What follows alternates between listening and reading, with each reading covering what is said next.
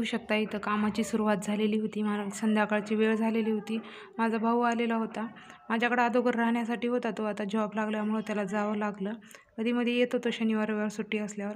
आणि त्याची favourite dish अशी आहे ना की ते आमच्या घरात कोणीच खात नाही आणि त्याच्यासाठी मला ते द्यावं लागतं वरून.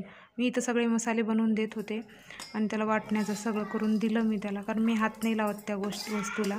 आम्हाला कोणालाच नाही आवडत, पण त्याच्यासाठी मला ते करावं लागतं. कारण माझा एकच भाऊ आहे छोटावाला, तर मला त्याचं मन नाराज नाही करावं वाटत, म्हणून मी त्याच्यासाठी ते सगळं करत असते. आणि त्याच्यानंतर काय केलं, मग हे सगळे मसाले वगैरे घेतले मी इथं वाटून आणि त्याला वाटून दिले. आणि वाटल्यानंतर त्याला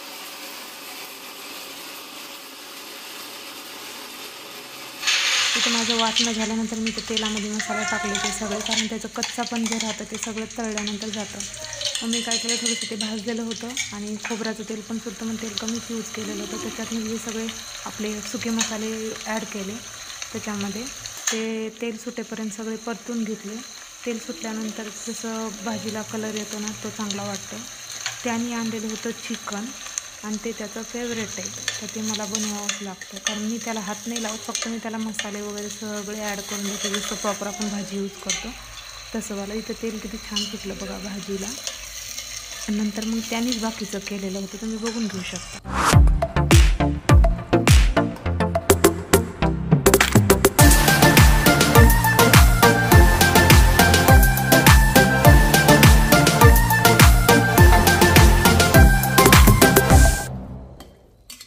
इथं सगळं त्यांनी ॲड केलेलं होतं आणि तो बोलत होता की किती छान कलर दिसते बघ दीदी म्हणून. मी त्याला म्हणलं तूच बघ बाबा म्हणून मी मागं सरकली. नंतर मी इथं भाकरी करायला घेतल्या. त्याला त्याच्यासोबत भाकरी आवडती खाण्यासाठी.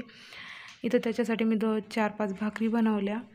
मग आता हा व्हिडिओ बघून बऱ्याच जणांना प्रश्न पडेल की बाई ही तर स्वामी भक्त आहे, स्वामीची सेवा करते, यांच्या घरात चिकन वगैरे. असं आहे की मी स्वामी भक्त आहे, पण मी खात नाही. माझे मिस्टर पण खात नाही, माझी मुलं पण खात नाहीत. मन माझ्या भावासाठी मी करत असते आणि त्याच्यासाठी स्पेशल भांडे बाजूला ठेवलेले आहे इथं. ते केल्यानंतर मी पूर्ण किचन वगैरे सगळं क्लीन करत असते.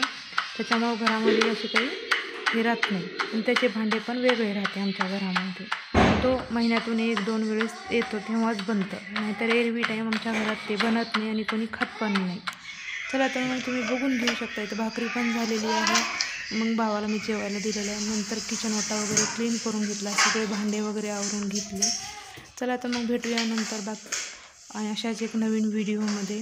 तुम्हाला जर हा व्हिडिओ आवडला असेल तर माझ्या चॅनलला लाईक, शेअर, सबस्क्राईब करायला विसरू नका आणि कमेंट बॉक्समध्ये कळवा मला की तुम्हाला माझे व्हिडिओज कसे वाटतात.